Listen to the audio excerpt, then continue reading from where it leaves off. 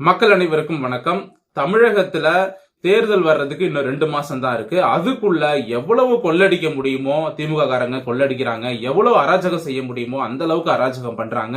பெண்கள் மேல கை வைக்கிறாங்க, அப்பாவி மக்களை அடிச்சு விரட்டுறாங்க, ஆசிரியர்களை அடிச்சு விரட்டுறாங்க, துப்புரவு பணியாளர்களை கொடுமைப்படுத்துறாங்க. இன்னொரு பக்கம் பத்திரிகையாளர்களை கடத்திட்டு போய் அவங்கள அடிக்கிற அளவுக்கு திமுக காரங்க துணிஞ்சிட்டாங்க. இவங்களுக்கு கொஞ்சம் கூட பயமே கிடையாதுங்க. அடுத்து எலெக்ஷன் வரப்போது, மக்கள் நமக்கு ஓட்டு போட போறாங்க. நம்ம இவ்வளவு அராஜகம் பண்றோமே, மக்கள் எப்படி நமக்கு ஓட்டு போடுவாங்க? நம்ம நாட்டுல கோர்ட் இருக்கு, சட்டம் இருக்கு, இது எதை பத்தி இவங்களுக்கு கவலை கிடையாது. அது மட்டும் இல்லாம நம்ம கையில தானே ஆட்சி அதிகாரம் இருக்கு, நம்மளை எவன் கேட்பான், போலீஸ் எல்லாம் நம்ம பக்கமே வர முடியாது அப்படின்னு திமுகவில் இருக்கக்கூடிய அடிமட்ட தொண்டன்ல இருந்து திமுக தலைமை வரைக்கும் எல்லா அராஜகத்தையும் பண்ணிட்டு இருக்கிறாங்க. அடிமட்ட தொண்டன் இங்க சென்னை நந்தனம் காலேஜ்ல என்ன பண்றான்?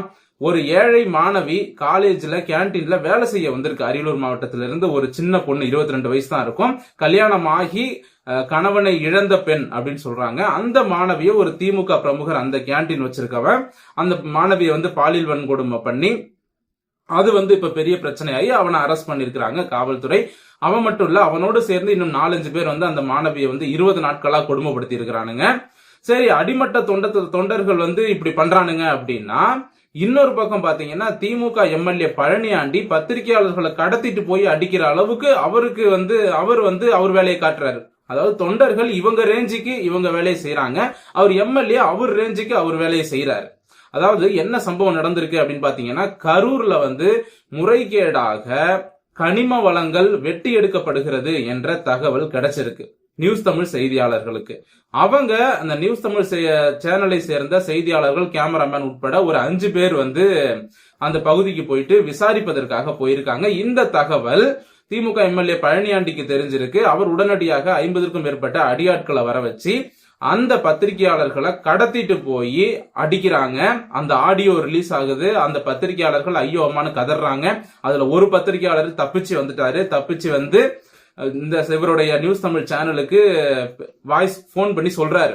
போன் பண்ணி வாய்ஸ் கால் பண்ணி பேசுறாரு. அதுல அவர் என்ன சொல்றாரு அப்படின்னா, 4 பேர் மாட்டிக்கிட்டாங்க, நான் தப்பிச்சு வந்துட்டேன். அந்த 4 பேரும் இப்ப உயிரோட இருக்காங்களான்னு எனக்கு தெரியல, கொடூரமா தாக்கியிருக்காங்க. அதாவது தலையில எல்லாம் அடிச்சு ரத்தம் ஓடுது. அதுல கதிரவன் என்ற ஒரு முக்கியமான செய்தியாளர், அதே போல கேமராமேன் ஒருத்தர் போயிருக்காரு, செபாஸ்டியன் சொல்லி, இப்படி 4 பேரை கொடூரமான முறையில தாக்குறாங்க. அதுலயும் எம்எல்ஏ பழனியாண்டி அவர் தான் முதல்ல அடிக்கிறாரா. ஏண்டா, நான் எம்எல்ஏ, என்னோட கல்குவாரிக்கு நீங்க வருவீங்களா, என்ன எவன் கேட்பான், நான் ஆளுங்கட்சி எம்எல்ஏ அப்படின்னு சொல்லி அடிக்கிறாராம் பழனியாண்டி அவர்கள். இப்ப என்னடான்னா, மற்ற ஊடகங்கள், திமுகவுக்கு இத்தனை காலமா ஜால்ரா அடித்து கொண்டிருந்த ஊடகங்கள் இதுக்கு என்ன பதில் சொல்லுவீங்க? அப்போ இப்ப இவ்வளவு நாளா நீங்க திமுகவுக்கு ஜால்ரா அடிச்சீங்க, திமுகவுக்கு விசுவாசமா இருந்தீங்கல்ல, இப்போ உங்க மேலேயே கை வச்சிருக்காங்க, பத்திரிகையாளர்கள் மேலே கை வச்சிருக்காங்களே, மற்ற ஊடகங்கள்லாம் இதற்கு என்ன பதில் சொல்ல போறீங்க? இந்த நெல்சன் சேவியர்னு ஒருத்தன் இருக்கான். அவன் பாத்தீங்கன்னா திமுகவுக்கு அப்படியே ஒத்து ஊதுவான். அந்த ஆளு போயிருக்கலாம்ல, அந்த ஆளு இந்த நியூஸ் கேள்விப்பட்டு போயிருக்கலாம். இப்ப அந்த ஆளு வாய் திறக்க சொல்லுங்க. இப்ப அப்புறம் இந்த செந்தில்வேல்னு ஒரு பத்திரிகையாளர் இருக்கான், பத்திரிகையாளருங்கிற பேர்ல இருக்கக்கூடிய திமுக காரன். அவன் இதுக்கு என்ன பதில் சொல்லுவான்? அவன்கிட்ட போய் 4 பேர் ஒரு கேள்வி கேளுங்க, இந்த மாதிரி உங்க ஆளு பண்றாரா அப்படின்னு. அந்த ஆள் பதில் சொல்ல மாட்டான். இப்போ அடுத்த கட்டமா பாத்தீங்கன்னா, இந்த சம்பவத்துல அந்த 4 பேரோட நிலைமை என்னன்னு இதுவரைக்கும் தெரியல. சோ இவங்களுக்கு எங்க இருந்து தைரியம் வருது அப்படின்னா, நம்ம தான் ஆளுங்கட்சி, நம்மள யாரு கேட்க போறா தமிழ்நாட்டுல அப்படிங்கிற அந்த தைரியம் தான். இப்ப அந்த 4 பேரும் கதறக்கூடிய அந்த ஆடியோ, அவங்க அடிக்க இவங்க கதறாங்க. அந்த ஆடியோ நியூஸ் தமிழ் தொலைக்காட்சியில இருக்கு, நீங்க போய் பாருங்க. நம்ம சேனல்ல போட முடியாது, காப்பிரைட்ஸ் ப்ராப்ளம் வரும். சோ அதனால இப்ப அந்த 4 பேர் உயிரோட இருக்க சான்ஸ் இல்லைன்னு அந்த தப்பிச்சு வந்த பத்திரிகையாளர் சொல்றாரு.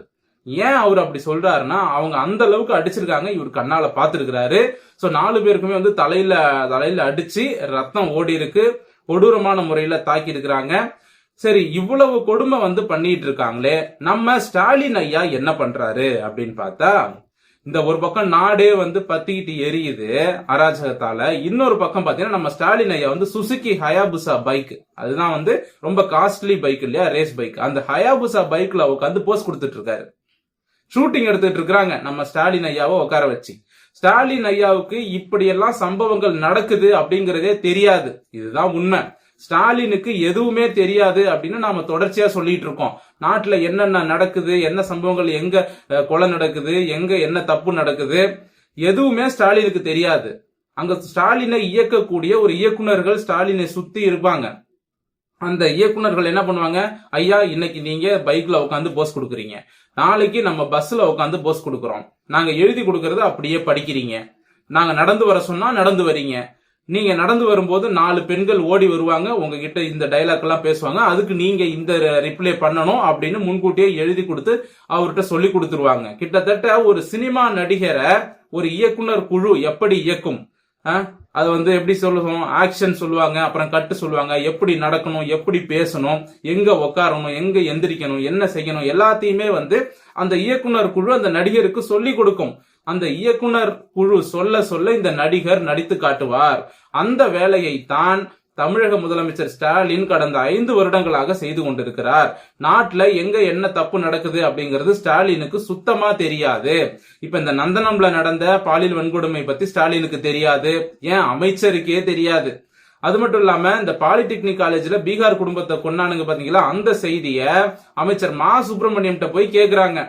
இந்த மாதிரி சம்பவம் நடந்திருக்குங்க அப்படின்னு பத்திரிகையாளர்கள் கேட்கறதுக்கு, அப்படியா எனக்கு தெரியவே இல்லையே, எங்க நடந்தது, எப்ப நடந்தது, யார் என்ன செஞ்சாங்க அப்படின்னு தெரியாத மாதிரியே கேக்குறாரு. இவங்களுக்கு உண்மையிலேயே தெரியாதா இல்ல தெரியாத மாதிரி நடிக்கிறாங்களா அப்படிங்கிறது தெரியல. அது அவங்களுக்கு தான் வெளிச்சம், அவங்க தான் சொல்லணும். இப்போ ஸ்டாலின் ஐயா அவர்களுக்கு அந்த பாலிடெக்னிக் காலேஜ்ல நடந்த படுகொலையும் தெரியாது, இந்த நந்தனம் காலேஜ்ல நடந்த இந்த பாலியல் வன்கொடுமை சம்பவமும் தெரியாது. இப்ப பழனியாண்டி பத்திரிகையாளர்களை கடத்திட்டு போய் அடிக்கிறாரு பாத்தீங்களா, அந்த விஷயமும் தெரியாது. கடலூர் மாவட்டம் பன்ருட்டி பக்கத்துல ஒரு விவசாயிய 2 பேர் பெட்ரோல் ஊத்தி கொளுத்துறான். அந்த விவசாயி அந்த நெருப்போட ஓடி வராரு. அவர் இப்ப மேல் சிகிச்சையாக அனுமதிக்கப்பட்டிருக்காங்க. ஏதோ பர்சனல் பிரச்சனை தான் அது. இருந்தாலும் இவர்களுக்கு இந்த மாதிரி குற்றம் செய்வதற்கு எப்படி மனசு வருது அப்படின்னா, இங்க காவல்துறையோட கைகள் கட்டப்பட்டிருக்கு அப்படிங்கிறது தான் உண்மை. எங்க பார்த்தாலும் கொலை கொள்ளை அப்படின்னு நடந்துகிட்டு இருக்கு.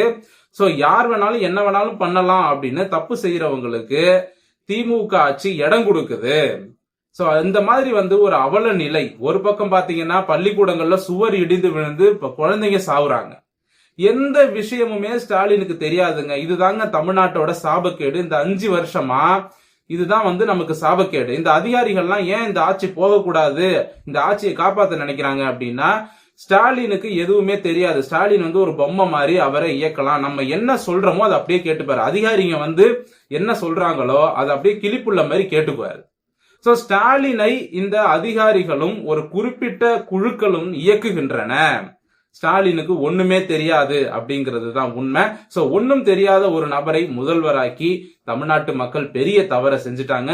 அடுத்த முறை இந்த தவறை செய்யாதீங்க.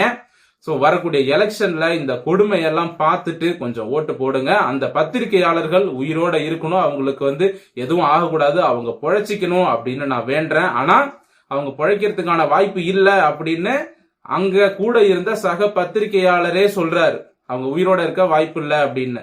சோ எல்லாமே கடவுளுக்கு தான் வெளிச்சம். ஊடகங்கள் எங்கே, திமுகவுக்கு ஜால்ரா அடித்த ஊடகங்கள்லாம் இப்ப லைனுக்கு வரவும்